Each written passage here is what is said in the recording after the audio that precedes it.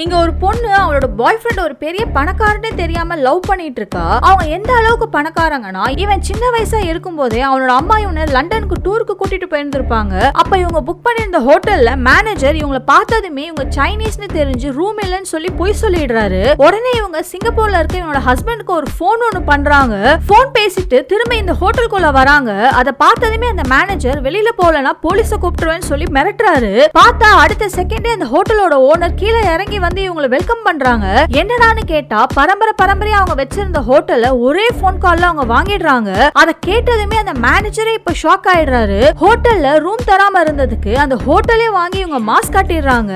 அந்த அளவுக்கு இவங்க பணக்காரவங்க. அப்படிப்பட்ட இந்த பையன் இவளை பார்த்ததுமே அடுத்த நிமிஷமே அவளை லவ் பண்ண ஆரம்பிச்சிடறான். கொஞ்சம் மாசம் கழிச்சு அவனோட ஃபேமிலிக்கு இவளை இன்ட்ரோ பண்ணணும்னு ஆசைப்படுறான். அதுக்காக ஃபிளைட்ல போகும்போது பிசினஸ் கிளாஸ்ல புக் பண்ணிருக்கான். இவன் உனக்கு ஏது இவ்வளவு காசு, எதுக்காக பிசினஸ் கிளாஸ்ல புக் பண்ணன்னு கேக்குறான். அப்பதான் ஃபர்ஸ்ட் டைமா இவன் யாருங்கிற விஷயமே அவன் கிட்ட சொல்றான். அப்ப கூட எந்த அளவுக்கு இவங்க பணக்காரங்கன்னு சொல்லாம ஜஸ்ட் அவனோட அண்ணா ஒரு ஆக்டர், என் தங்கச்சி ஒரு சூப்பர் மாடல், மத்த எல்லா பிசினஸையும் நாங்க எல்லாரும் பாத்துக்கிறோம்னு சிம்பிளா சொல்லிடுறான். அதை கேட்டதுமே இவளுக்கு கொஞ்சம் பயம் வந்துருது. இப்ப அவன் வீட்டுக்கு கூட்டிட்டு போறான். பார்த்தா அந்த வீடே ஒரு அரண்மனை மாதிரி இருக்கு. அதை பார்த்து இந்த பொண்ணு ஷாக் ஆயிடுறா.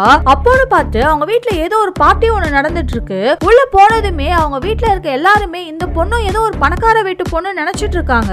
கடைசியில இவனோட அம்மா கிட்ட இன்ட்ரோ கொடுத்த அடுத்த 1 மணி நேரத்துக்குள்ள இவளோட ஃபேமிலி பத்தின மொத்த ஹிஸ்டரியும் அவங்க கண்டுபிடிச்சிடுறாங்க.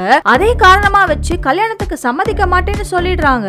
ஆனா இவன் காசு முக்கியம் இல்ல, இவதான் முக்கியம்னு சொல்லி எல்லாத்தையும் தூக்கி போட்டுட்டு அவளை கல்யாணமும் பண்ணிக்கிறான்.